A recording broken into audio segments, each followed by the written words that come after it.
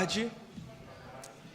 Sejam bem-vindos a mais uma edição da Tarde Teológica, que já tem se tornado um espaço privilegiado para discussões, reflexões, troca de ideias e favorecido a formação não só dos alunos aqui da nossa faculdade, mas toda a comunidade que se disponibiliza a estar conosco aqui,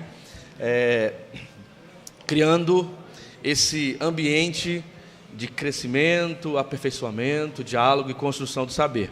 E nessa tarde teológica teremos um tema interessantíssimo, atual, necessário, que é a relação dos evangélicos e a política brasileira. E eu já quero convidar os professores que estarão compondo a mesa para que possam ser apresentados e comecemos então esse momento especial. Quero chamar aqui o professor, pastor Davi Lago. Quero que recebamos com palmas.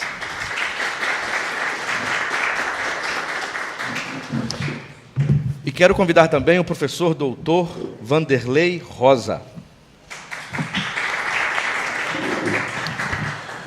O professor Davi Lago é pastor, escritor, já tem produzido obras importantes que circularam e circulam em todo o país e fora dele. Um dos livros é o livro Formigas, que tem recebido uma crítica positiva e servido também a tanta gente sobre princípios importantes para a caminhada, não só vinculada às questões religiosas, cristãs, da igreja, sim, de todo uma expressão de vida na cultura. E agora, e também estará lançando esse livro, o professor Davi acaba de escrever o texto Brasil Polifônico, que também é um texto que estava a ser esperado por muitos e já tem rodado aí o Brasil discutindo esse assunto e falado a respeito desse texto. Davi é uma figura muito conhecida, tem se despontado como uma liderança, não só no ambiente da igreja, no ambiente eclesiástico, mas também uma liderança para o diálogo entre a cultura, as dinâmicas sociais e a igreja. Então, a presença do Davi aqui na faculdade é muito importante e eu agradeço por ter aceitado o convite e estar conosco aqui. O professor Vanderlei Rosa também dispensa apresentações, é doutor em teologia, a sua pesquisa girou em torno do tema que será debatido nessa mesa, que é a relação dos evangélicos, dos protestantes e a política brasileira e também latino-americana. Então, tenho certeza que teremos uma tarde teológica muito produtiva, muito frutífera. Como sempre fazemos, teremos um primeiro momento com a exposição e a palestra do professor Davi. Após a sua exposição, o professor Vanderlei fará a reação e o Davi terá a oportunidade também de fazer uma tréplica. Caso nós tenhamos também questões aqui entre os ouvintes, abriremos para as perguntas serem levantadas, que devem ser perguntas mesmo, para a dinâmica aqui da nossa mesa, ok? Então, sem mais demora, já quero passar a palavra para o professor, para o pastor Davi, para que possamos escutar e apreciar esta palestra tão importante. Boa tarde a todos, a todas, boa tarde ao Kenner, doutor Kenner, um amigo querido, doutor Vanderlei, as professoras, os professores presentes. Muito feliz de estar mais uma vez com vocês aqui na Faculdade Unida. Eu tive a oportunidade de participar de um curso de extensão sobre juventudes e fé cristã, pastoreio de juventudes, e parabenizar todo o trabalho de muita excelência e relevância para a comunidade acadêmica, comunidade cristã, protestante, de reflexão teológica no Brasil. É uma alegria estar com vocês aqui hoje, mais uma vez. Parabéns a todos, é uma honra estar aqui com vocês, tanta gente querida, funcionárias e funcionários. Bom, eu só apenas uma sucinta apresentação para passar de imediato aqui. Eu venho de uma família extremamente conectada com a missão protestante no Brasil, né? Eu tenho até perguntado se alguém conhece, entre os 210 milhões de brasileiros, alguém que tenha 8 bisavós plantadores de igrejas protestantes. Eu ainda não encontrei, doutor Vanderlei, mas os meus 8 bisavós foram plantadores de igrejas protestantes. Igreja Batista no Recife, Igreja Batista da Lapa, em São Paulo, Lucélia, em São Paulo, e a primeira igreja presbiteriana independente em São Caetano do Sul. E aí, o que acontece? Eu venho, então, de uma família envolvida até o pescoço em atividades na igreja, etc. E, desde menino, então, eu percebo esse descompasso absoluto que existe entre a visão que as pessoas normalmente têm do protestantismo e aquilo que o protestantismo, de fato, carrega internamente, né, intracorpus, né? Sempre há aí um abismo. Então, eu tenho dedicado a esse tipo de pesquisa, a interface entre o protestantismo e suas manifestações na cultura, no direito, na política e a sociedade como um todo, a sociedade brasileira como um todo. Então, por exemplo, eu sou formado no curso de Direito, minha formação é pela PUC Minas, e segui os estudos ali na pós, né, fiz o mestrado em Teoria do Direito. A minha dissertação foi sobre isso, especificamente sobre isso, sobre a influência do calvinismo na fundação da democracia norte-americana.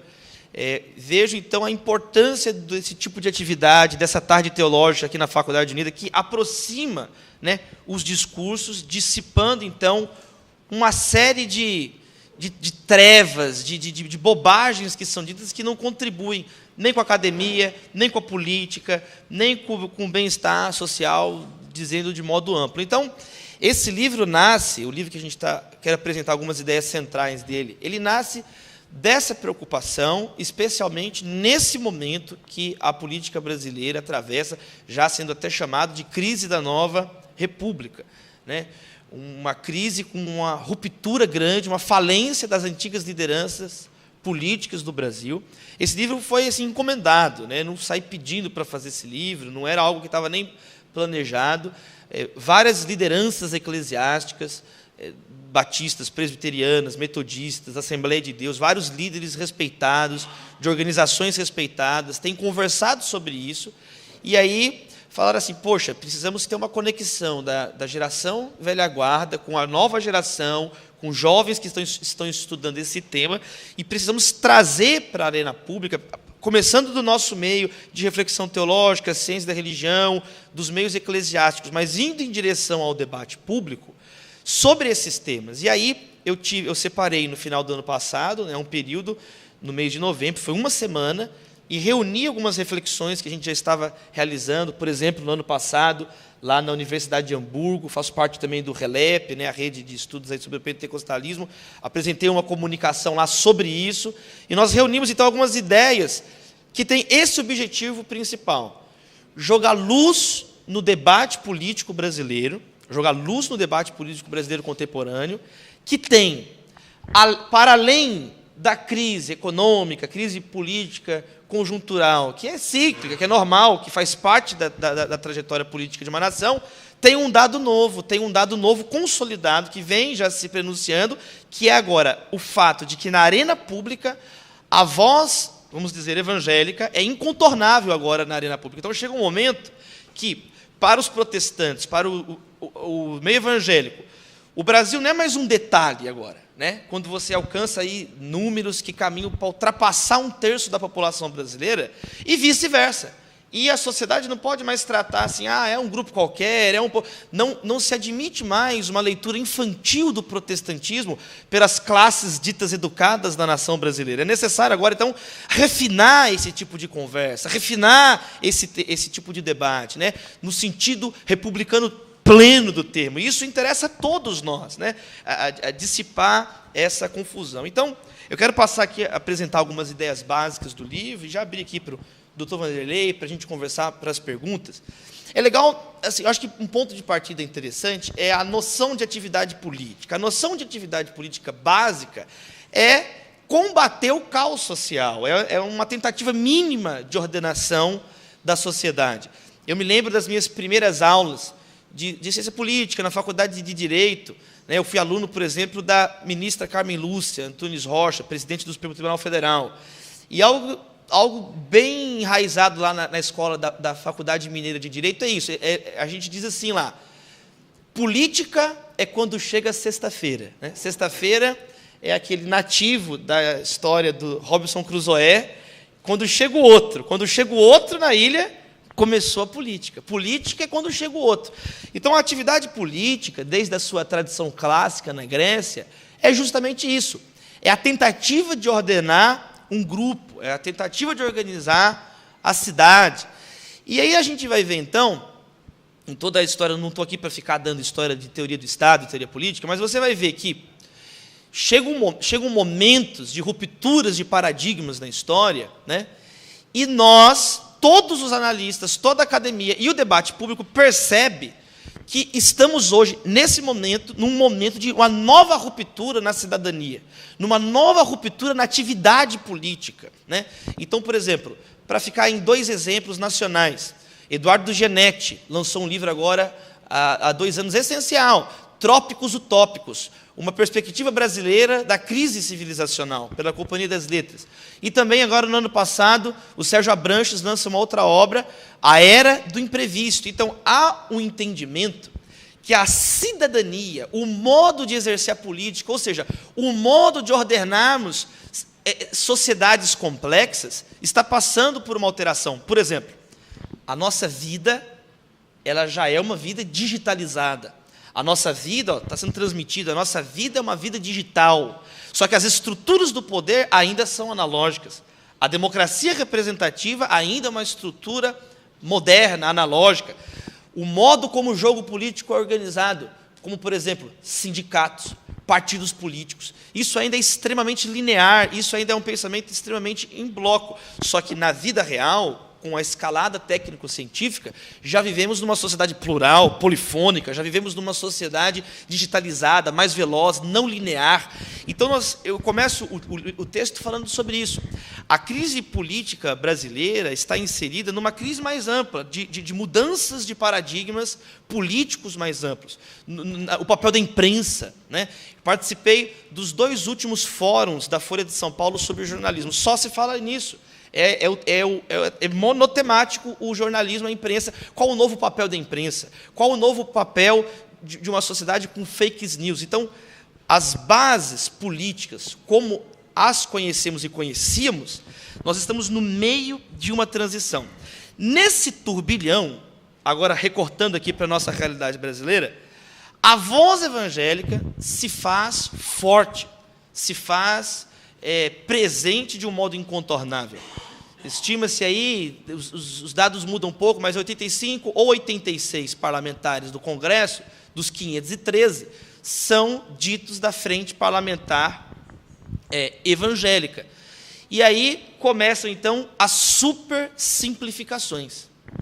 As supersimplificações, nesse momento, não contribuem com a atividade política, não contribuem com os fins do Estado brasileiro. E com fins do Estado brasileiro, eu não estou dizendo aqui algum viés ideológico, ou alguma opinião subjetiva, ou algum valor de um grupo específico qualquer. Os fins constitucionais do Brasil, a construção de uma sociedade livre, justa e solidária. Entendeu? A construção de uma sociedade livre, justa e solidária. O meu livro, eu trabalho, então, em 3 eixos. 3 eixos do livro que podem, então, contribuir, de algum modo, com esse debate público, essa aproximação de conceitos teológicos, de práticas eclesiásticas, né, e do debate público como um todo. Eu trabalho, então, em 3 eixos no livro. O primeiro é o ponto de partida, o segundo, o ambiente das discussões, e o terceiro, para onde nós podemos caminhar para evoluir nessa discussão. O primeiro ponto, que eu acho importante, então, a gente falar de teologia pública, falar de participação de religião na arena pública na atualidade, o primeiro ponto é entender que o debate é estruturado, se está em mudança ou não, se existem aspectos ou não que estão em transformação. Número 1, o debate tem que partir do paradigma do Estado democrático de direito e do princípio da legalidade. Se você concorda, se esse paradigma vai mudar, aí já é outra história. Mas nós estamos no Estado de Direito, nós estamos no Estado democrático de direito. E essa linguagem precisa começar a ser entendida por todos. A cidadania, porque se nós desprezarmos os nossos marcos civilizacionais, aí nós estamos entrando em um terreno perigoso. Aí nós estamos entrando num terreno extremamente perigoso. Todorov, ele vai dizer no seu livro Os Inimigos Íntimos da Democracia, algo interessante. Ele mostra que no início desse século XXI, no horizonte imediato que nós temos, as democracias liberais não enfrentam, depois da queda do Muro de Berlim, rivais teóricos à altura da democracia liberal. E ele usa o contra-exemplo que você pode perguntar, mas o Islã? Ele diz, o Islã não é uma proposta rival em termos teóricos, ela é uma proposta antiga. E ele vai dizer, os riscos maiores do Estado Democrático de Direito estão dentro do próprio Estado Democrático de Direito. Se nós entendermos, então, a democracia contemporânea como um complexo e intrincado sistema de valores, que se um desses valores se desprende dos outros, que é o que o Todorov vai chamar, então, de descomedimento. O descomedimento se torna um perigo. Quando você pega um dos valores, um dos componentes do Estado Democrático de Direito, por exemplo, liberdade religiosa, ou, por exemplo, o voto, ou, por exemplo, a laicidade, tudo isso tem que estar num harmônico, tudo isso faz parte de um contexto, tudo isso tem uma construção histórica. E quando você pega e descola um desses princípios, um desses valores, do design normativo constitucional que nós temos hoje, isso vira um perigo. Só o voto importa. O voto também importa. Porque se só o voto importa, abre as portas ao populismo. O populismo abre as portas ao messianismo político. E aí nós corremos sérios riscos de retrocessos graves do ponto de vista do desenvolvimento civilizacional. Então, as nossas discussões, esse é o primeiro ponto que eu procuro cravar no livro, elas têm que ocorrer a partir do Estado Democrático de Direito. E aí você vai perceber, como estudante de teologia, como alguém que pensa a teologia, a ciência da religião, como que a teologia cristã está, em absoluto, ligada na gênese desses valores, na construção do Estado Democrático de Direito. Desde o Estado de Direito, passando pelos direitos sociais, até a consolidação do Estado Democrático de Direito. Eu creio que vale a pena nós pontuarmos aqui, nem que rapidamente, passarmos por esses três momentos, por essas três fases, que têm uma especial ligação com a teologia protestante. O Estado de Direito, ou seja, os direitos liberais, o direito moderno ao voto, à cidadania, à participação política, o direito de ir e vir, tudo isso possui uma extrema relação com a teologia protestante, com as noções de autonomia, com as noções de o poder emanar do povo. Então, quando os direitos liberais são codificados, mesmo no seu viés secular, na Revolução Francesa, eles são simultaneamente nos Estados Unidos da América, nas 13 colônias, também afirmados de um modo muito firme.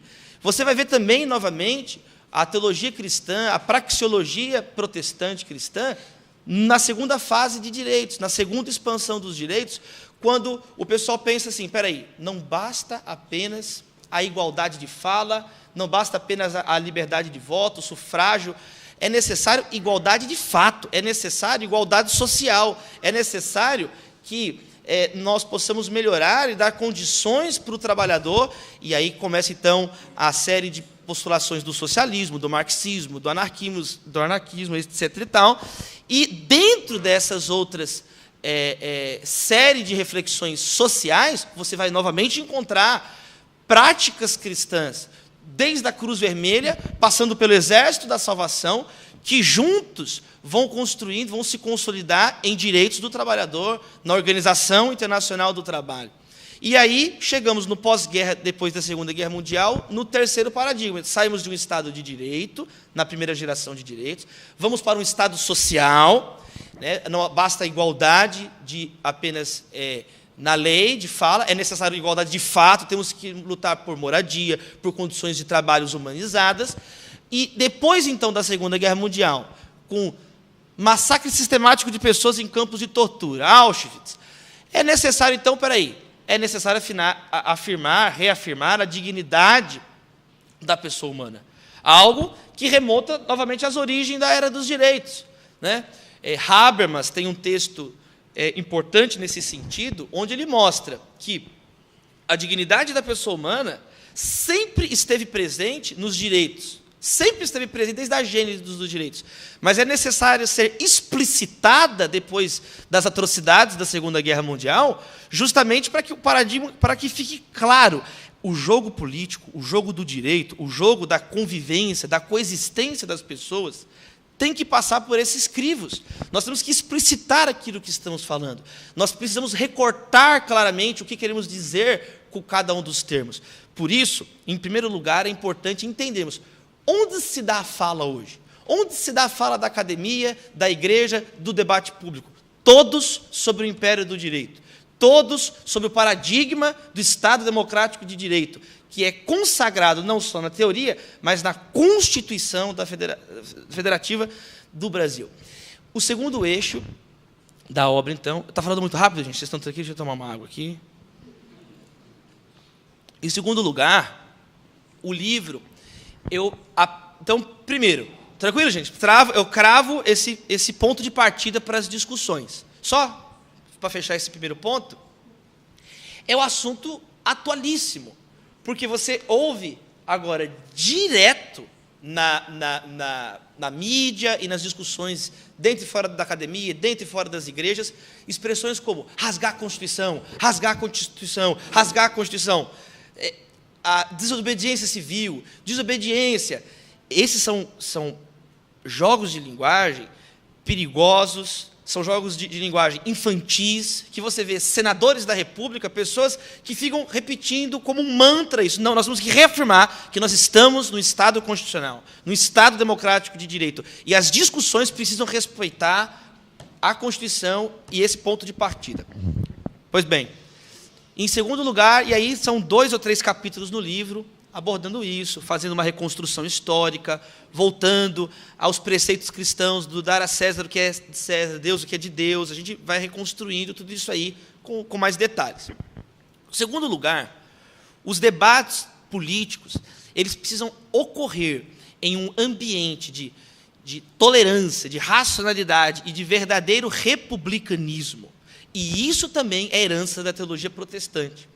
Eu tive a oportunidade de participar, em outubro do ano passado, de uma mesa muito interessante no doutorado da Faculdade de Direito da UFMG, com a doutora Thelma Birchal e a professora Alexia Duarte, sobre tolerância e reforma.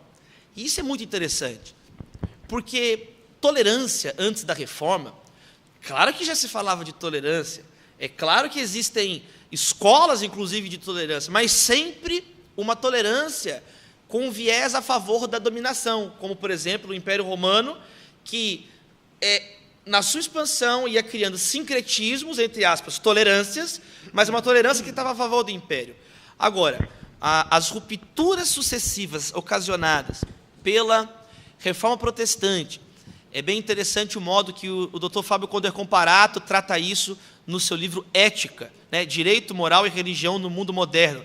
Ele começa falando, a primeira verdadeira revolução moderna é o protestantismo. Isso é algo muito bem aceito no meio jurídico. Isso é um ponto pacífico no meio jurídico, que a reforma protestante é que causa esse abalo na antiga ordem césaro-papista, né, enquanto sistema jurídico. É interessante que, então, agora, com a sucessão de rupturas do período moderno, se estabelece, então, o conceito de tolerância. Eu preciso agora entender que vão coexistir na sociedade, não mais europeia, agora global, não agora católica, apenas romana, mas aberta aos árabes, né? Aberta ao protestantismo. Então, eu vou chegar nas incongruências mais no final da fala, mas antecipando, é muito incongruente que alguém que se diz da tradição protestante seja acusado de intolerâncias em moldes medievais. E, de fato, é isso que tem acontecido no debate público brasileiro. É como se os protestantes fossem a favor das cruzadas medievais, quando, justamente, a tradição protestante diz exatamente o contrário. E é por isso que na tradição protestante vão surgir lideranças como o pastor Batista, Martin Luther King, que vai conquistar os direitos civis nos Estados Unidos, que vão surgir estadistas políticos como o Abraham Kuyper na Holanda. Não é à toa que surge um Dietrich Bonhoeffer, né, na tradição protestante. Então, é uma incongruência do debate brasileiro, e isso precisa ser reafirmado, e nós fazemos essa tentativa no livro de reafirmar, então, que esse ambiente de discussões, à luz da presença evangélica, deveria se dar com a noção consolidada, cristalina, de tolerância, que não é aquilo que está acontecendo, infelizmente. E, além disso, também um zelo pela razão, e eu coloco razão aqui no sentido kantiano, de razão pública, de razão aberta à verificação pública, de um uso público da razão. E parece que também os ditos evangélicos na política não estão tendo uma atuação assim. Eles partem para uma linha extremamente demagógica, eles partem para uma linha que se torna literalmente um projeto obscuro de poder. Então, o zelo por uma racionalidade pública, por um debate público, que está na gênese da reforma, que começa com uma disputa teológica aberta a todos. Os 95 teses de Lutero começam com esse apelo. Eu estou chamando para a conversa. Então, também é uma extrema incoerência que agora cheguem os evangélicos no Brasil. Isso aí se dá em uma outra tradição, não faz parte da tradição protestante, debates públicos feitos com o fígado, com o estômago, e não com o cérebro, não com uma discussão arrazoada. E o terceiro eixo que eu procuro trabalhar no livro é apontando, então, como que isso avança, né? A gente fala do ponto de partida, nós procuramos trazer algumas balizas para o contorno de onde deve ocorrer o debate, e isso a gente vai avançar também, talvez com duas marcas da tradição protestante, que seja a ética e seja a educação. O avanço, o refinamento do debate político, ele acontece com a educação, com o esclarecimento do cidadão, com conceitos claros daquilo que está sendo dito, né? E com princípios éticos, né? Pelo menos essa deveria ser a linha inerente do protestantismo, por ser aí uma teologia, uma prática, um pensamento, uma escola, uma cosmovisão, seja lá o nome que você quiser dar, mas que nasce de textos sagrados e tem pretensão de ser aí parte do arcabouço ético cristão. Então, eu procuro reconstruir também no livro, nessa terceira ênfase, mostrando como que, por exemplo, nos Estados Unidos da América, e isso, uma verdadeira tradição protestante, gerou uma universidade de Harvard. Eu falo até algumas coisas curiosas, né? Harvard era um pastor protestante. O símbolo de Yale, o símbolo de Columbia, o símbolo da Universidade de Chicago são Bíblias abertas, são literalmente Bíblias abertas. Então você chega hoje também a outra bruma, outra trevas que existe no debate público brasileiro. Essas associações pueris, como se a pessoa, ou ele é um cientista amoral, que não tem preocupação com o próximo, ou ele é um religioso estúpido, anticientífico, retrógrado, obscurantista, seja lá o que for. Gente, isso não se sustenta. A pessoa que fala uma coisa dessa, ela não leu uma página de história dos Estados Unidos, ela não leu um parágrafo de história da economia, um parágrafo de história da educação. Então, é necessário que isso venha à luz. Por isso, mais uma vez, eu saúdo a iniciativa da Faculdade Unida da gente começar a realizar esse tipo de conversa, realizar esse tipo de intercessão, porque colocando holofotes da história, temos que lembrar que há várias vozes compondo o debate público, da historiografia, das ciências da religião, do direito, e lembrar que política, por definição, é um debate retórico, não tem como escapar disso, mas é um debate também pragmático, é um debate que vincula todos nós que estamos aqui, porque ele está atrelado à legislação, à lei, à governança pública. Por isso tem que ser levado com seriedade. Não podemos nos perder apenas dentro da academia, ou só também no pragmatismo, mas criar esses espaços mistos de reflexão. Isso é educação, isso é letramento democrático, isso é letramento para uma cidadania mais sofisticada, mais refinada, e que, de fato, possa, então, trazer contribuição a todos, porque, afinal de contas, esse é o objetivo da política, o bem comum, o bem de toda a sociedade brasileira. Bom, eu acho que, para o começo da conversa, para pontuar alguns eixos centrais do livro, queria deixar, então, essa fala inicial, passar, então, para o Dr. Vanderlei. Muito obrigado.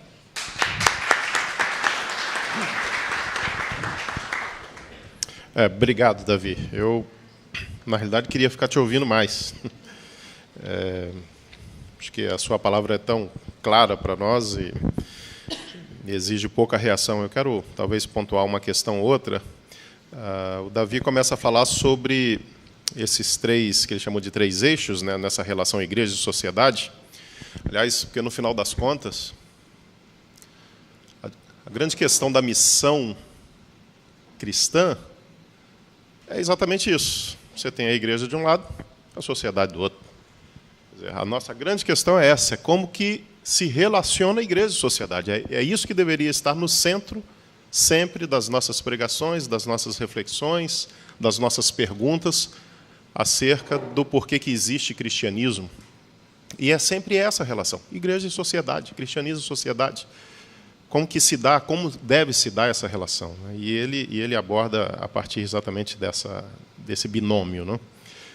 E esses três eixos que ele nos apresenta, a necessidade de que essa relação ocorra dentro de um Estado democrático de direito, e ele pontua de maneira muito correta o fato de que o protestantismo ele está na gênese desse moderno Estado democrático de direito e ajuda na construção da democracia moderna, né? Um autor que eu sempre tenho indicado para os estudantes aqui é o Christopher Hill, que é um especialista em século XVII, um historiador inglês de origem metodista, de corte marxista, e que focou a vida toda no estudo do século XVII, nas revoluções sociais que vão acontecer lá no século XVII, e é um autor interessantíssimo, livros essenciais para se entender, porque é como se ele colocasse uma lupa. A Inglaterra do século XVII é onde exatamente está surgindo a democracia moderna, e é como se ele colocasse uma lupa para a gente entender como que isso surge. Isso está intrinsecamente ligado com as revoluções dos vários grupos protestantes, alguns extremamente revolucionários, como os Leverets, os Diggers, por exemplo, os Hunters, que eram grupos que misturavam religião e teorias políticas e sociais ao mesmo tempo, né? Então, vale realmente a pena lê-lo. E eu acho que uma questão que o Davi aponta, o fato de que o grande risco e a grande ameaça à democracia é a própria democracia ou alguns dos seus elementos, a sua complexidade, né, que é intrínseca a ela. E se um elemento falha, é como se a máquina toda... E, de fato, eu acho que a democracia está ameaçada o tempo todo no mundo todo. Essa semana mesmo vocês devem ter visto, na Alemanha, partido neonazistas fazendo passeatas, e a questão da migração na Europa, todo mundo sabe que tem sido um desafio seríssimo. Então, esses grupos radicais em todas as partes da Europa, na Áustria, na Alemanha, na Suíça, Inglaterra, França, eles têm, inclusive alguns políticos têm ganhado espaço lá, né, estão se elegendo, porque a gente olha e fala, não, a Europa é uma democracia consolidadíssima e tal.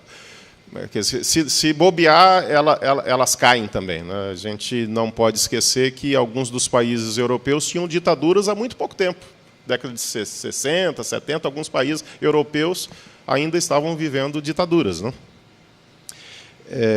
Então, isso não... A democracia brasileira, obviamente, está ameaçada, eu acho que nenhum de nós tem a menor dúvida disso. A gente tem diferenças políticas, diferenças de opiniões, de partidos e tudo mais, mas eu acho que uma coisa não há a menor dúvida para nenhum de nós, seja lá qual for o espectro político do qual a gente faça parte, de que a nossa democracia, de fato, está ameaçada. Ou eu colocaria até de outra forma, a nossa democracia ela ainda não se consolidou plenamente, né? A gente saiu da ditadura há muito pouco tempo, né? Eu vivi na ditadura, eu nasci na ditadura. Então, e aí, quando a gente sai da ditadura, a gente tem um impeachment do primeiro presidente eleito, né? E agora um outro. Então, é tudo muito recente, né? Outro dia eu estava me lembrando, conversando com um professor aqui, o fato de que o Collor, quando ele assumiu, a primeira atitude dele, eu me lembro que foi assim, no dia seguinte que ele assumiu, eu morava em São Paulo na ocasião, quando ele pegou o dinheiro das poupanças, né? Foi um negócio, como que podia fazer um negócio daquele, né? Você vê, a democracia ela não tinha, quer dizer, nem o povo brasileiro, eu lembro até de pessoas dando entrevista, falando assim, olha, de repente se isso aí for bom para o Brasil, né, vamos, quer dizer, não havia ainda uma maturidade, né, e ainda não há, né? Então, a gente não pode se contentar com o fato de que nós conseguimos vencer a ditadura e achar que agora nós temos democracia e está tudo bem. Porque a democracia ela continua ameaçada, como eu penso em todo o mundo, e de maneira muito especial aqui em face do que tem acontecido. E aí realmente causa choque nós vermos faixas pedindo a ditadura militar de volta, falando que naquela época era bom. Eu falei, gente, mas quer dizer, a memória de fato é muito curta, né? Eu tenho vizinhos que têm defendido isso, pessoas da minha idade, eu tenho 50 anos, 51 anos, dizendo que naquela época era bom. Mas eu me lembro que, quando a ditadura terminou, a gente tinha 80% de inflação ao mês. A década de 80 é conhecida como uma década perdida. Como é que a gente pode achar que aquilo era bom? O meu pai, ele estudou numa época de escola pública, que ele estudava latim, estudava francês. Meu pai sabia um monte de coisa que eu nunca consegui aprender, coisas de química. O que eu quero dizer, a escola pública teve um nível muito bom no Brasil. E a ditadura conseguiu desmontar a escola pública. Quer dizer, todo mundo sabe que o ensino público no Brasil está destruído, mas ele nem sempre foi assim. A tristeza é essa, não é que a gente não chegou lá, é que a gente chegou lá e eles conseguiram destruir. Então, como que pode defender um negócio desse, né? Quer dizer, a gente tem que manter o debate aberto para várias possibilidades, menos essa, até porque isso por uma questão de coerência, até com o fato de sermos protestantes, né? O protestantismo ele está intrinsecamente ligado com a ideia da pluralidade, né? Por isso que o protestantismo são tantas possibilidades. E como o André Bieler sempre nos lembra, o protestantismo começa com teorias religiosas, com questões teológicas, mas, ao mesmo tempo, essas questões teológicas e eclesiásticas, elas ultrapassam os muros eclesiásticos e elas se tornam teorias sociais, teorias políticas. Qual era a teoria dos primeiros batistas? Como é que vai ser o nosso governo aqui? Nós não queremos um governo episcopal, como é lá, não. Somos puritanos, mas nós queremos um outro tipo de governo. Qual vai ser? Um congregacional, todo mundo vai decidir. E os presbiterianos também não queremos episcopal.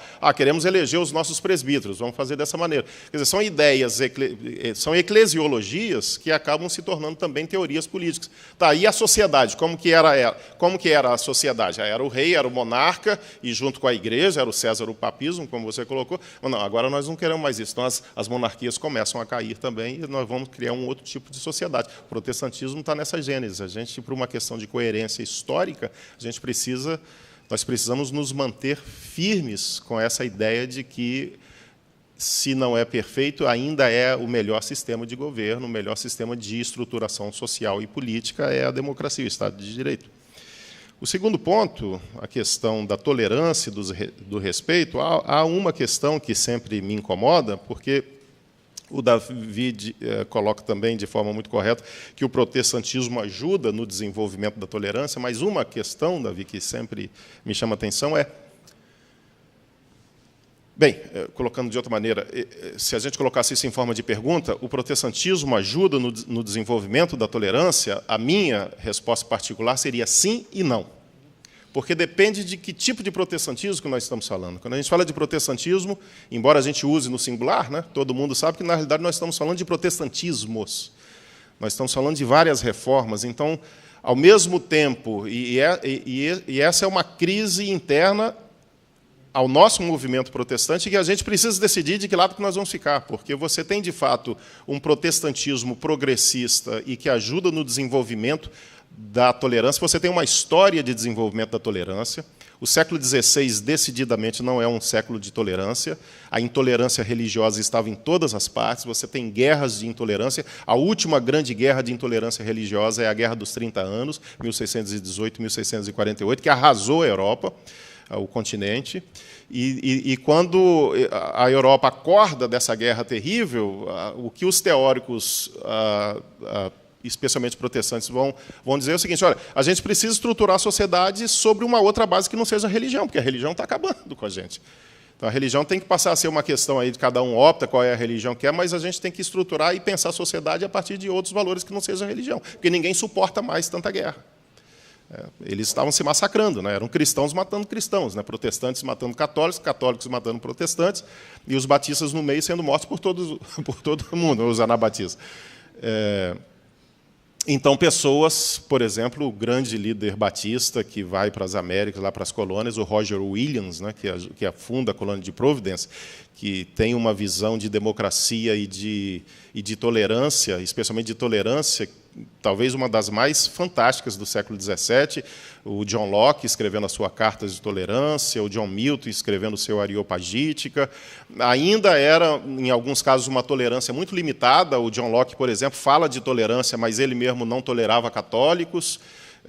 O John Milton também, muito menos muçulmanos. O Roger Williams ele defende a ideia de que todos deveriam ser tolerados. O William Penn, que funda a colônia da Pensilvânia, defendia também, era um quaker, né? Os quakers estavam na vanguarda também dessa tolerância. Mas, ao mesmo tempo, nós temos os puritanos que também no século XVII também atravessam o Atlântico e fundam, por exemplo, a cidade de Salem, onde eles queimam as meninas acusadas de bruxaria, né? O Martim Lutero, ao mesmo tempo que ele ajuda a abrir as portas para um mundo plural, ele é intolerante com o Thomas Müntzer, e tem os seus escritos famosos em relação à guerra dos camponeses, a sua intolerância em relação aos judeus, mas não dá para a gente também falar bem do Thomas Müntzer, porque o Thomas Müntzer também era intolerante com seus inimigos. O João Calvino notoriamente esteve por trás da morte, do assassinato do médico Miguel de Serveto na fogueira, e Genebra queimou pelo menos 28 pessoas na fogueira nos dias de João Calvino.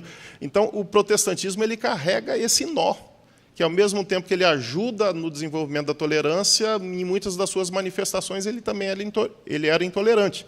Então, o protestantismo pôde dar à luz um Nelson Mandela, um Martin Luther King, por exemplo, e pôde dar à luz também protestantes alemães que, na época da Segunda Guerra, apoiaram o nazismo.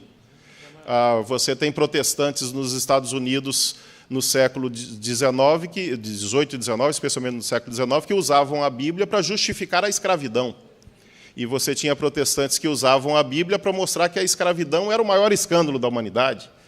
Ambos protestantes, né? Os principais navios negreiros, ou melhor, os navios negreiros ingleses, eram comandados por anglicanos, né?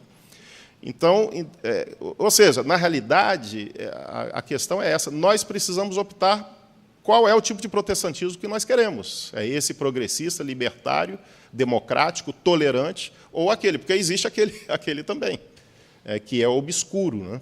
E que, infelizmente, já caminhando aqui para finalizar, me parece que tem sido esse que tem sido representado. Eu arriscaria dizer, e posso ser criticado por isso, que esse é o que tem sido representado pela esmagadora maioria dos políticos evangélicos, esse protestantismo obscuro. É uma generalização, obviamente, que eu estou fazendo. É claro que tem político evangélico correto, mas as notícias que a gente tem de imprensa não são as melhores. Acho que eu não estou falando nenhum segredo aqui. Eu não sei se vocês se recordam do chamado Mensalinho lá de Brasília, isso há uns 5 anos atrás, mais ou menos, né, na época daquele governador Arruda. E a gente tinha uma parceria com uma igreja lá em Brasília, eu ia muito lá na época, e o pastor me disse que todos, e quando ele falou todos, eram literalmente todos aqueles deputados de Brasília envolvidos, todos eram evangélicos, sem nenhuma exceção. Inclusive, um deles era filho de pastor, vocês devem se lembrar, ele, inclusive, orando, agradecendo a propina, tinha uma cena dessa, né? Então, infelizmente, a esmagadora maioria dos políticos evangélicos, é a minha opinião, não tenho dados estatísticos. Se você me apertar, prova aí, eu não vou ter como provar. Mas me soa dessa maneira, né, que representa esse lado obscuro do protestantismo que não nos interessa. Por isso que eu me apaixonei e me interessei em pesquisar o protestantismo da década de 50 e 60 no Brasil, o protestantismo progressista, né, que era capitaneado por pessoas como Richard Shaw, como Rubem Alves, o reverendo Joaquim Beato, que era aqui de Vitória, o reverendo João Dias Araújo, e outras figuras interessantíssimas, e que, na minha opinião, essa é uma história que foi varrida nos últimos 50 anos para debaixo do tapete, propositalmente e pragmaticamente. Quer dizer, várias aulas que eu dei, eu perguntei, vocês já ouviram falar da Confederação Evangélica do Brasil? Já ouviram falar da Conferência do Nordeste? Já ouviram falar? Nenhum evangélico nunca tinha ouvido falar. Coisa que aconteceu na década de 60. Eu me converti na década de 80 e eu nunca tinha ouvido falar disso também. Então, assim, eu me converti na Igreja Presbiteriana do Brasil, que esteve no epicentro desses acontecimentos da década de 50 e 60 aqui no Brasil. Bom, eu estou falando de maneira muito genérica, talvez eu preciso ser um pouco mais detalhista. O que acontece aqui é que há setores importantíssimos do protestantismo brasileiro muito ligados a uma visão progressista de construção de um país justo, de um país igualitário, de um país que lutasse pelos mais pobres. Nós temos um grande setor do protestantismo lutando por isso, até que vem o golpe militar, e até um pouquinho antes do golpe militar, alguns golpes eclesiásticos, e esse pessoal foi tirado, foi colocado para fora, e forças conservadoras muito poderosas tomaram conta das igrejas. Então, fica parecendo que nem nunca aconteceu isso no protestantismo brasileiro, quando já aconteceu. E é muito inspirador ler esse período, né? Então, a gente está acostumado com esse protestantismo que a gente conhece agora, que me parece ele não expressa e ele não traduz aquilo que há de melhor, de mais bonito, de mais tolerante na história maior do protestantismo, que é o que eu acho que você enfatiza, e que é o que nós todos devemos buscar, independente da igreja, seja histórica, seja pentecostal, seja lá o que for. É possível você continuar pentecostal e ser progressista, é possível você continuar histórico e ser progressista, e isso não tem nada a ver com ser libertino, porque, infelizmente, essa foi a ideia vendida nas igrejas também, que qualquer coisa mais progressista não é coisa de cristão, não é coisa de crente, isso é coisa de gente liberal, é a palavra que se usa, né? De maneira assim irresponsável, né? Não tem nada a ver com isso, isso tem a ver com uma coerência com a história desse protestantismo progressista, e tem a ver com uma coerência com o próprio Evangelho, com o próprio Sermão da Montanha, com a ideia de tolerância com o outro, de caminhar com o outro, de estar com o outro, de ouvir o outro. Isso é ser protestante e é ser cristão, né? E eu finalizo, então, apontando para essas marcas que, muito corretamente também, o Davi traz, da ética, da educação, né? O conceito de vocação calvinista, que é estudado pelo Max Weber, né? A ideia do ascetismo intramundano, de você reinvadir o mundo que foi desacralizado, agora reinvadir o mundo com uma postura ética, né? Quer dizer, isso também pode ser uma coisa ruim, mas pode ser feito de maneira muito saudável, né, que ajuda a construir uma sociedade melhor, igualitária. Eu confesso que eu estou lutando muito comigo mesmo para não me tornar um cínico, né, não me tornar uma pessoa sem esperança, porque para onde a gente olha, a gente só vê derrota, né? Quer dizer, não há um setor do nosso país que não esteja corrompido, nenhum. É igreja, polícia, corpo de bombeiro, até corpo de bombeiro, tudo. Então, vai causando em nós, uma angústia, assim, um descrédito, uma desesperança de que, será que ainda dá? Eu ficava angustiado, inclusive, quando eu estava estudando esse período do protestantismo na década de 50 e 60. Uma vez eu conversei com o Ronaldo, que estuda muito isso também. Eu falei, Ronaldo, a sensação que eu tenho é que isso que eu estou sonhando hoje de você, esses caras sonharam lá na década de 50 e 60. Eles lutaram igualzinho. E nós entrevistamos o Rubem Alves uma vez aqui na faculdade, e ele disse assim: nós acreditamos, nós plantamos, nós sonhamos, e agora nós estamos com as mãos vazias. Foi a frase que ele usou. E agora estamos com as mãos vazias. Mas, em que pese isso, devemos lutar. Eu sei que eu, particularmente, tenho procurado lutar, né, contra essa sensação de desesperança, né? Essa sensação de que é um país que sempre é o do futuro, mas esse futuro nunca chega, né? Um país que isso que acabou de acontecer, essa tragédia em São Paulo, mostra que os políticos não querem nem saber dos pobres, do povo. Aí fica essa papagaiada, dando essas entrevistas, falando que vão fazer, que vão... Não vão fazer nada. Então, se não houver uma organização da sociedade civil a partir de reflexões como essa, né, e que se exige realmente que a justiça seja feita especialmente para os mais pobres, os políticos não vão fazer, só fazem quando o povo se movimenta, né?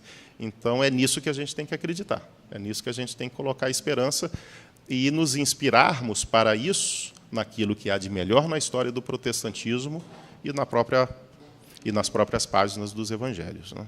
Obrigado.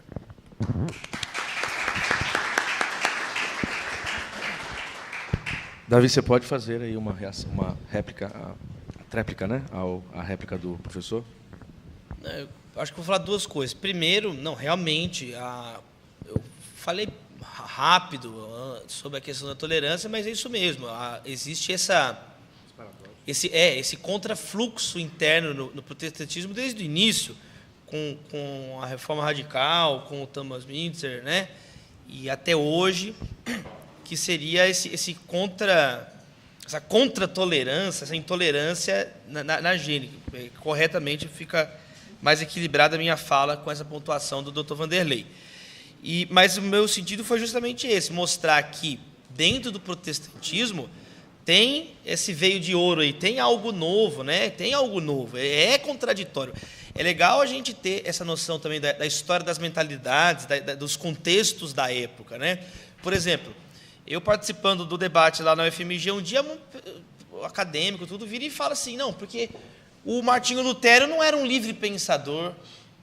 Aí, assim, isso é um anacronismo, porque ele não está no iluminismo, ele não está no século XVIII. O que é ser um livre pensador no século XVI, colocando a própria cabeça a prêmio, chamando para uma disputa por convicções que ele acreditava, né? E quando você pega o capítulo 20 do livro 4 das Institutas, né, o capítulo político de Calvino, quando ele explica, muito bem falado pelo Dr. Vanderlei, que as práticas protestantes vão gerando reflexos sociais diretos, né? Ele está explicando sobre o sistema de eleição dos ministros, dos líderes. Ele fala que vai ser feito por voto, ele justifica lá em Atos 14, num texto de Atos 14, e ele fala assim, porque através dos votos, vírgula, é um procedimento mais legítimo. Então é interessante que tem esse fermento, entre aspas, democrático dentro da tradição calvinista, porque vivia-se numa sociedade extremamente arbitrária, completamente arbitrária. E aí surge agora, dentro da liderança, alguém fala, não, tem que compartilhar, é mais justo e é mais legítimo que seja feito assim. Então, é pegando, como bem pontuado pelo Dr. Vanderlei, esse veio. Agora, uma segunda coisa que eu gostaria de pontuar, que eu também concordo com o Dr. Vanderlei, mas assim, eu acho importantíssimo essa questão do esclarecimento dos termos, do esclarecimento do que está sendo dito. Por exemplo, essas polarizações, esquerda, direita, liberal, conservador, conservador, progressista, depende do momento, do local de fala e do que está se referindo. Porque duas armadilhas disso. Primeira armadilha.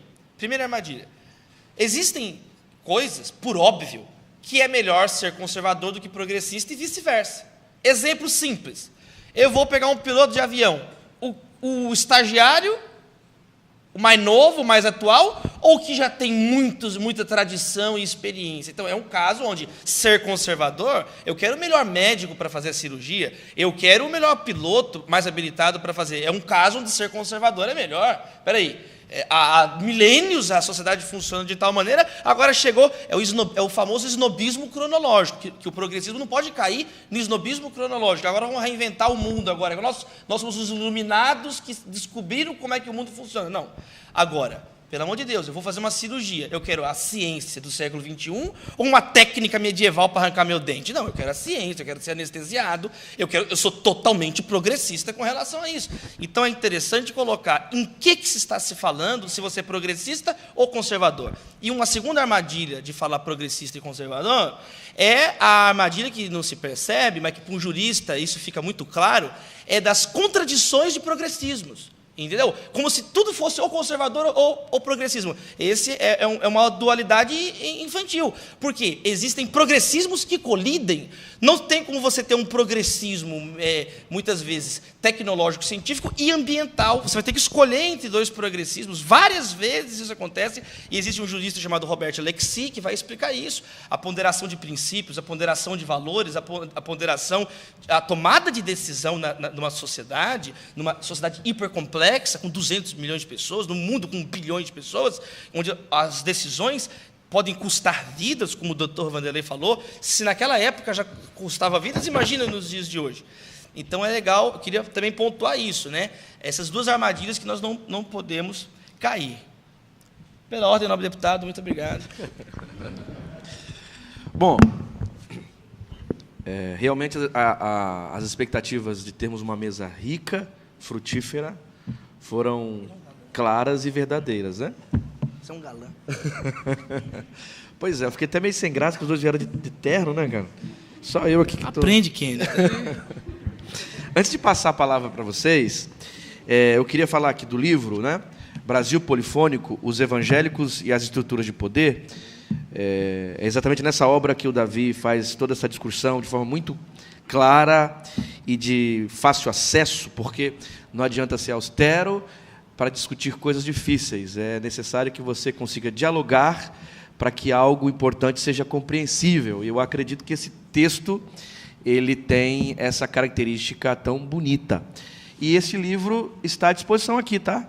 O pessoal do Mundo Cristão trouxe alguns exemplares, você pode comprar, tem maquininha ali. Então, no final, o Davi, logo após a nossa mesa, precisa pegar um voo, mas creio que tenhamos alguns minutos, né? Para que o Davi, inclusive, assine, marque com um beijo de batom aí. Tá certo? E esse livro eu tive a alegria de prefaciar. Então, lê só o prefácio, tá bom? E se você quiser depois adquirir, só procurar aqui no final, ok? Vamos abrir para algumas questões. 3 questões, como nós temos feito, e aí o professor Davi dialogará conosco, ok? Alguém deseja, então, perguntar alguma coisa? 1, 2...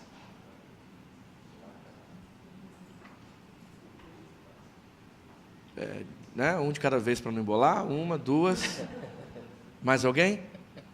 Eu quero fazer uma pergunta também.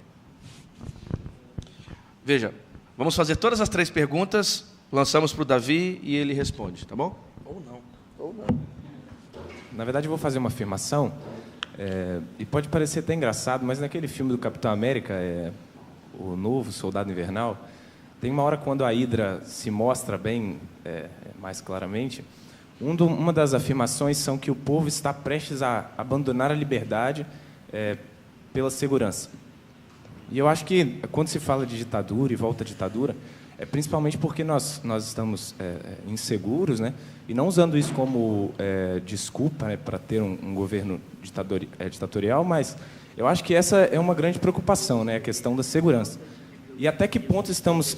a afirmação que eu faço será que essa afirmação, dita num filme que pode parecer bobeira, mas dentro de tantas mazelas e o mal que tem acontecido no Brasil, em todos os partidos democráticos também, até onde estamos dispostos a abrir mão da nossa liberdade pela segurança, né? E quando falo segurança, não segurança de pensamento, mas sim a segurança mesmo, né, de nossas vidas e filhos e etc. Boa. Segundo. Pega o microfone. Bom, inicialmente eu quero parabenizar o Davi Lago por essa coragem, né, de falar nesse assunto no momento político bem oportuno que nós estamos vivendo. E principalmente pela sua idade, né? A sua preocupação nessa tenra idade com o momento político que vivemos. Porque você não sabe quantos anos ele tem, por isso você está falando isso. Mas não é muito. Bom, eu anotei aqui o tripé do seu livro, que é o Estado Democrático de Direito, né? A tolerância e o respeito e a ética e a educação. Mais ou menos isso, né? E é bom esse assunto sair de alguém que estudou direito, né? Porque a visão política, ela advém muito do direito, né? Então, a sua visão é muito ampla com relação ao assunto por causa da sua formação em direito, principalmente no que diz respeito à Constituição. Nós estamos vivendo um momento que é muito difícil. Eu tenho pesquisado muito sobre teologia pública. E seu assunto é todo voltado para a teologia pública. E por conta disso, eu estou fazendo uma pesquisa, e aqui deve ter alguns pastores, deve ter pessoas de formação religiosa que praticam e ensinam em suas igrejas, né? E eu quero focar exatamente nisso. Nós fomos lá no século XV com o professor Vanderlei, que gosta muito da história do cristianismo, né? Nós vagamos aí pela história dos Estados Unidos, esquecendo de Martin Luther King.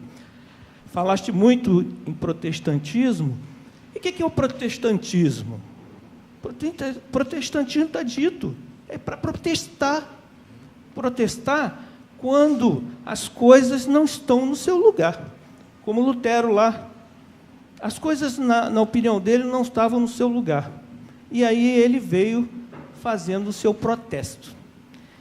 Então, a pergunta que eu lhe faço, diante desse estudo todo profundo que foi feito para a elaboração desse livro, que eu quero muito ler, é a seguinte: como, na prática, esses líderes cristãos, vamos dizer religiosos, cristãos, devem levar isso para a prática do seu livro?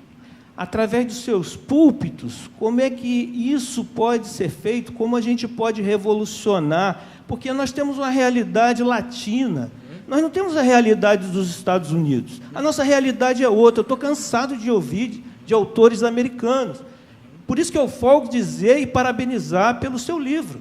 Nós temos que viver a nossa realidade, que é totalmente diferente. Por isso que a gente está caindo neste mundo tão sem profundo, sem fundo.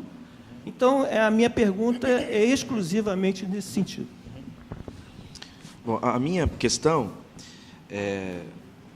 houve uma discussão aqui muito séria, muito profunda a respeito da história da presença do protestantismo na formação desse que nós conhecemos como Estado Democrático de Direito, etc.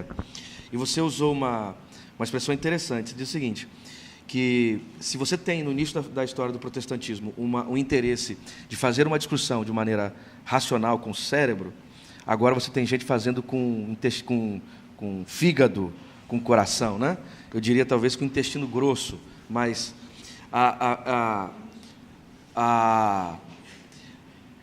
realidade é que os políticos, pelo menos a sua maioria, no Brasil, e o professor Vanderlei deixou isso bem claro, guardando as devidas figuras importantes que são uma outra possibilidade de pensar a relação entre fé e política, mas a maioria, inclusive, vai gerar uma peste que está aí, BBB, por exemplo, né? A bancada, você coloca a bancada da Bíblia do lado da bancada do boi e da bala, demonstrando que talvez não estejam envolvidos em corrupção, não tenham roubado, né? Talvez não tenham aparecido aí no Mensalão, etc. Mas o horizonte da relação entre fé e política é um horizonte equivocado, mesmo que não seja corrupto. Então, a coisa é mais séria, porque não é simplesmente um problema de corrupção. Então, basta o cara não ser ou não estar em nenhum escândalo, que ele é digno, por exemplo, de estar na arena pública representando o mundo evangélico e etc. Então, o que me parece é que, no decorrer da história, esse protestantismo liberal, democrático, aberto ao pluralismo, etc., vai perdendo estas características, resultando neste protestantismo da arena pública da política brasileira. Aí são perguntas difíceis, vocês inclusive podem respondê-las com indicações iniciais. Quais as razões desse tipo de protestantismo na política brasileira? Assim, e aí uma pergunta para uma avaliação a partir de 2018. O que vocês imaginam que será este ano a relação do protestantismo do mundo evangélico brasileiro e o desenrolar desta política brasileira? Vocês conseguem prever algo positivo? E sim, em que sentido poderia ser? Ou não? Não há possibilidade do mundo evangélico atual tornar 2018 um lugar de esperança em termos políticos. Queria que você falasse um pouquinho sobre isso. Bom, eu anotei aqui algumas coisas. Primeiro, o Capitão América. Qual que é o teu nome, Steve Rogers? Vitor. O Vitor. Essa frase, né, é uma frase clássica, né? O povo cede liberdade em troca de segurança. Ela já aparece em todos os estudiosos do totalitarismo, né? É um padrão isso, né? E aí eles se aproveitaram disso no filme. Mas a questão, acho que assim, do ponto de vista até mesmo teológico, né, que a violência surge por causa da injustiça. Né? A injustiça gera violência, a justiça gera paz, harmonia, né? A justificação gera paz. Então, existe uma relação direta da violência com a injustiça. E aí, quando a injustiça vai aumentando, a violência vai aumentando, o desespero vai aumentando e as pessoas começam a fazer concessões, Por isso que o nosso foco sempre é a luta pela justiça, o discurso cristão, o discurso da teologia, o discurso dos direitos humanos, é a luta pela justiça. Justiça hoje em direito, o que é justiça hoje em direito? É o Estado democrático de direito, é a pessoa ser respeitada na sua dignidade, ela ter o mínimo para poder viver com sua dignidade preservada. Então, por isso que nós temos que nos apropriar dessas ferramentas atuais. Por exemplo, um exemplo simples e prático. Eu estive há 3 semanas com a Visão Mundial, lá na fronteira do Brasil com a Venezuela, em Boa Vista, Roraima. E aí, a primeira rede que chega numa crise humanitária, as pessoas comendo lixo, é a rede de exploração sexual infantil. Então é interessante que, junto com essa crise, vem uma rede para explorar, para se aproveitar. Outro exemplo, quando teve a tragédia da Samarco, né, no interior aqui de Minas, o que acontece? As pessoas se valendo da tragédia para vender água mais caro, ao invés de doar a água, as pessoas morrendo de sede, não, agora custa 10 vezes o preço o galão d'água. Então, por isso que quem age nesse momento? Primeiro, a Visão Mundial estava lá, defendendo as crianças, mas a Unicef estava lá defendendo as crianças. A gente foi, inclusive, no mesmo voo. Foi eu e o Wellington, pela Visão Mundial, e Casemira Benji e a Maho Hoshino, da Unicef Tóquio. Quer dizer, a Visão Mundial amparada por uma teologia da missão, né, pelo nosso arcabouço cristão, mas a Unicef fazendo a mesma coisa, amparada nos direitos humanos. E você vai ver esses pontos que coincidem em vários outros segmentos. O Exército da Salvação e, por exemplo, a Anistia Internacional, Transparência Internacional, são instituições paralelas. Aqui no Espírito Santo temos, por exemplo, tem o Fórum Mundial da Água, que luta por segurança hídrica, mas tem o querido irmão daqui que começou o Instituto Água Viva, o dono da Forte Leve, que inclusive eu dediquei 1 semana da minha vida ano passado lá em Acauã, no Piauí. Quer dizer, o fundamento dos direitos humanos, ele gera na prática a mesma luta pela mesma justiça. E isso é algo que a gente tem que ter em mente no discurso público. Às vezes, a nossa justificativa no público é essa, os direitos humanos. Eles servem, basicamente, para legitimar e aprovar leis em congressos, leis em câmaras municipais, entende? Com o exato objetivo que nós temos, às vezes, como comunidade de fé, né? Então, acho que seria uma pontuação na sua fala. Com relação aqui... Qual que é o teu nome? Reinaldo. Professor Reinaldo, eu anotei aqui algumas coisas. Primeiro, obrigado, pelo incentivo e pelo apoio, né, ao tipo de coisa que estamos fazendo, porque eu confesso, eu tenho 32 anos, mas eu já estou quase no cinismo do Dr. Vanderlei. Meus amigos, todos estão indo embora do Brasil. Eles falam, eu não vou ficar aqui, não. Né? Está quase, mas estamos lutando, estamos aqui, tentando conversar, tentando chamar as pessoas, nos ajudem. Por quê? Porque dá vontade de desistir. Eu penso assim, poxa, se eu fosse mais velho, entendeu? E tivesse condições de sair, eu iria. Eu tenho uma filha de 5 anos, entende? Mas aí eu penso assim, poxa, mas eu agora novo, se a gente ir embora, quem que vai ficar? Quem que vai lutar? Então, algumas coisas que eu queria pontuar sobre essa importância da teologia pública. Eu acho que a fronteira da nossa reflexão hoje, ela vai necessariamente para a teologia pública, né? Em todas as suas versões, vertentes e compreensões. É que quando nós vamos estudando tanto o nosso arcabouço como a realidade, a velha frase, né, a Bíblia numa mão e o jornal na outra, está faltando a agenda. Nós temos que ter a Bíblia, o jornal e a agenda, porque é a agenda que consegue colocar prioridades. A nossa fé é uma fé de prioridades. O Sermão do Monte fala sobre prioridades, priorizar o reino de Deus. O corpo é mais importante que a roupa, a vida é mais importante que o alimento, vocês são mais importantes que pardais. O cristão é chamado a refletir, o cristão é chamado a colocar prioridades. Então, eu vejo que na prática, foi nessa direção a pergunta, o que então a gente pode fazer de prático? Eu acho que, do púlpito, então, eu percebo assim, eu percebo que primeiro nós podemos identificar quais são as necessidades da nação. O Brasil vive um momento muito claro com relação às suas prioridades.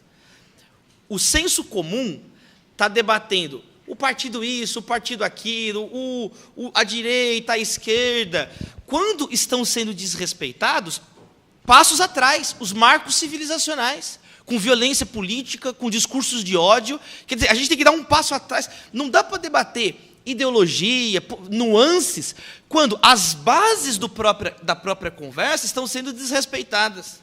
Então, qual que é a nossa prioridade? Primeiro, criar um espaço de reflexão sóbria, que reúna lideranças, representatividades, e um espaço de discussão política que não seja fake news, que não seja Facebook. Por exemplo, a Folha de São Paulo é o primeiro grande jornal do mundo que retirou a sua conta do Facebook, porque o Facebook, na prática, virou um lugar de barbárie, de atrocidade, de discurso de ódio. Então, a Folha de São Paulo, isso repercutiu na Bolsa de Valores do Facebook, isso repercutiu. Então, a Folha já falou, peraí, nós não vamos colocar mais os nossos conteúdos no Facebook, porque não se tornou mais um local seguro de reflexão. Então, eu acho que, qual que é a pauta da nação brasileira? Eu vejo que tem, isso não sou eu que estou falando, se você começar a ler os analistas, de Fernando Schiller a Eduardo Wolff, passando por o que o pessoal, todo mundo está falando nos canais, quer dizer, o pessoal que está lutando pelo Brasil, lutando para ter uma conversa e não cair no cinismo, cair nem numa superstição populista, e nem também numa irracionalidade do lado de lá, é o quê? Primeiro, é necessário criar espaços de discussão concatenada, discussão sóbria, discussão nesse sentido, à luz da história, à luz do Brasil. Poxa, o pessoal quer falar de Brasil sem ler Raimundo Faoro, Os Donos do Poder, sem ler o Gilberto Freire, o Caso Grande Necessário, sem ler Darcy Ribeiro, sem ler Florestan Fernandes, já dizia Tom Jobim, Brasil não é para principiantes, entendeu? O pessoal quer falar sem entender quais são as interpretações que o Brasil tem dado ao próprio Brasil. Então, Fernando Henrique Cardoso lançou, há 2 semanas atrás, o livro, que é uma conversa dele, com o Sérgio Fausto, diretor do Instituto Fernando Henrique, Crise e Reinvenção da Política no Brasil. E ele vai falando ali, um debate concatenado, mas falta uma coisa no discurso do ex-presidente Fernando Henrique. Falta ele falar que existe agora 1/3 do Brasil evangélico. Está vendo? A importância nossa, nesse momento, de trazer racionalidade, porque o discurso dessas pessoas na academia, como é tão estanque a realidade, eles vão conversando de um Brasil que não é o Brasil mais da realidade, não é o Brasil carregado de pentecostalismo, como está sendo estudado no RELEP, carregado de uma nova reflexão, de uma juventude efervescente, interesse na política, como não se via desde a reabertura democrática. Então, eu vejo assim, esse seria um primeiro passo.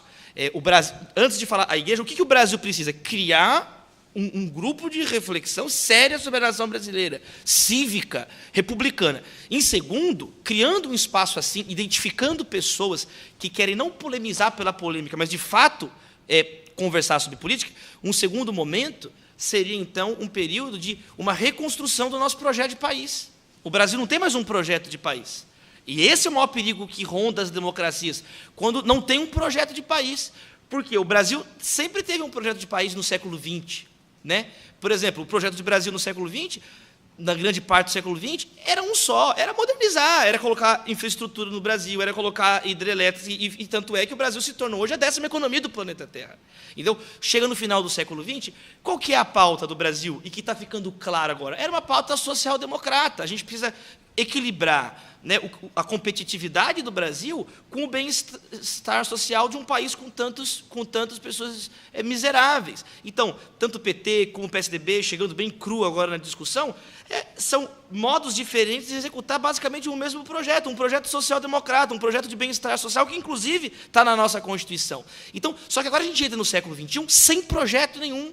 Então, primeiro criando um espaço de reflexão.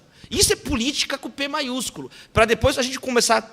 Então, quem que tem que falar sobre o urbanismo no Brasil é Ciro Pironde, são os arquitetos, quem tem que falar de liberdade religiosa são os líderes religiosos, quem tem que falar sobre as questões jurídicas são os juristas da nação, quem tem que falar sobre tecnologia são os empreendedores em inovação e tecnologia do Brasil. Tem o Dr. Douglas Galante, lá da USP, eles estão organizando um projeto chamado Garateia, o primeiro nanosatélite brasileiro, 100% brasileiro, a orbitar a Lua. Quem vai falar de astronomia, das pautas do século XXI e XXII, nanorobótica, são as pessoas desses setores. E elas tem que ser criada uma mesa de discussão séria, reunir essas pessoas que têm, cada um, competência na sua área, para construirmos um projeto de país, para aí sim, num terceiro momento, o Brasil voltar a um fluxo produtivo de polarização. Porque a polarização é inerente ao jogo político. Política é disputa. O poder é um fato social, é um factum social. A questão é a legitimidade do poder, é a condução desse poder, é se ele está em sintonia com a concretude da existência. Então, no terceiro lugar, voltar a um fluxo de polarização não autodestrutiva, como que nós estamos vendo aí, mas que transforme a nação, que seja brasileiro, que seja uma pauta de política brasileira, e não um tiro para todo lado. O Brasil virou campeão olímpico de tiro ao próprio pé, entendeu? É isso que o Brasil virou. Agora, como que a igreja pode ajudar? Nas 3 bases. A igreja pode ajudar muito, ainda mais que nós temos os nossos próprios circuitos internos de comunicação, nós temos os nossos próprios modos de comunicar com as nossas bases. Nós podemos ajudar nesses 3 momentos. Nós podemos ajudar, primeiro, criando esses espaços de reflexão, urgente, colocando pessoas capacitadas, jovens, tem muitos jovens estudando. Esse fórum aqui é um exemplo do tipo de coisa que pode ser feito. Esse aqui é um exemplo do tipo de coisa que pode trazer a solução, porque não vai ser com grito, não vai ser com fígado, com tiro, com placa, volta à ditadura. Isso é um anacronismo, isso é uma aberração, é uma violência política, constitucional, de qualquer ponto de vista que você olhar. Então, a igreja tem que ajudar isso, esclarecendo, mandando os jovens estudarem coisas básicas. Os jovens têm que começar a estudar, entendeu? Tem que orar, tudo, mas tem tempo de orar, tem tempo de agir. Então, eu vejo que os pastores podem e devem contribuir muito nesse debate, impulsionando os jovens, criando fóruns de discussão, não demonizando e nem deificando o jogo político, entendendo que a política é uma ferramenta, entendeu? Que podemos utilizar e pensar médio, longo prazo. Eu acho que também o imediatismo, às vezes a pressa, o nosso desespero, nós temos que ir indo também um passo de cada vez, entendendo que o que nós necessitamos ainda está verde, não tem capacidade nós estamos em terreno, nessa transição. Então, ter essa relação também entre as 2 gerações é muito importante, de figuras lúcidas da antiga geração com os jovens que estão entrando na vida pública. Então, e já emendando agora também na fala do Kenner, perguntando sobre então o nosso papel, será que nós somos maduros ou não? Não somos. Se o Brasil não é maduro, quanto mais a igreja brasileira não é madura. Entendeu? Se o Brasil não é maduro, a academia brasileira não é madura, não é um problema só dos protestantismos, isso é uma situação generalizada. A classe política acabou, entendeu? Assim, eles não têm figuras, olha aí, a eleição tem 300 candidatos à presidência da República e a qualquer momento pode surgir mais um. Eles estão proliferando, entendeu? Entendeu assim, está falando da presidência da República, tudo candidatos de improviso. Então, eu vejo assim também, Kenner, o déficit nosso não é só do protestantismo, é um déficit educacional. Temos problemas imediatos, mas precisamos lembrar que temos mazelas históricas no Brasil. Patronato político, fome, miséria, nós carregamos certas estruturas distorcidas. E eu, então, encerraria dizendo isso. Nós temos ativos, Kenner. Nós temos ativos, entendeu? Por exemplo, nós temos que focar nos ativos que temos, como uma terra produtiva, como o Brasil não ter desastres naturais como ocorrem em outra escala, em outras nações com terremotos e tsunamis. Isso são ativos, a estabilidade climática que o Brasil tem. O Brasil, em qualquer dos 13 produtos mais importantes da agricultura mundial, o Brasil está ou em primeiro ou em segundo lugar, perdendo para a China. Ele disputa, quer dizer, o Brasil, existem estudos que nós produzimos alimento com caloria suficiente para 400 milhões de pessoas e proteína suficiente para 900 milhões de pessoas. Não faz sentido, em nenhum ponto de vista, que existam 10, 15 milhões de brasileiros com fome.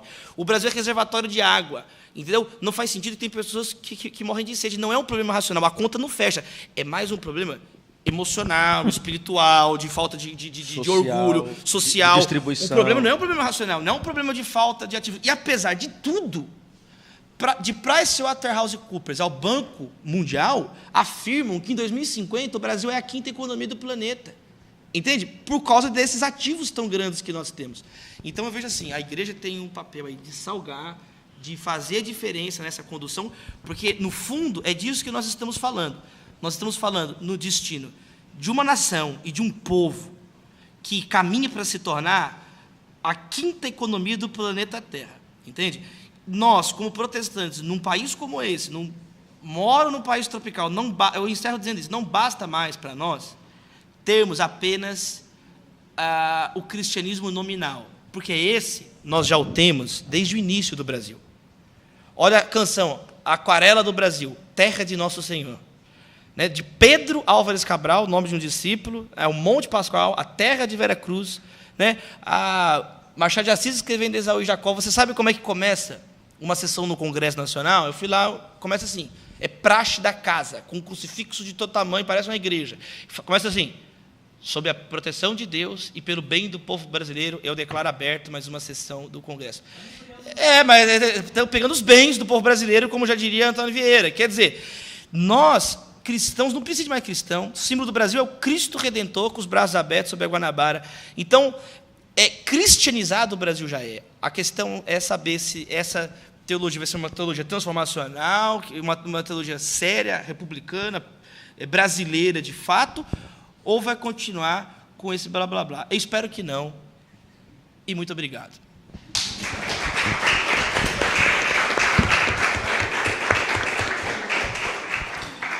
Queremos agradecer, professor, pastor Davi, por essa exposição tão esclarecedora, profunda, frutífera. O professor também Vanderlei, pela reação clara e provocadora. A todos e todas vocês que estiveram aqui, as perguntas que foram levantadas. E vamos terminar esse momento tão bonito com uma salva de palmas mais uma vez. Se puder falar do livro, coluna do Estadão, que agora toda semana eu estou escrevendo. Isso. Lembrando, o livro está aqui para você adquirir. O professor pastor Davi tem escrito também numa coluna do Estadão, que é um importante jornal, não só de São Paulo, mas de todo o país. Está no site, está online, né? Todas as segundas-feiras. Em qual parte mesmo, Davi?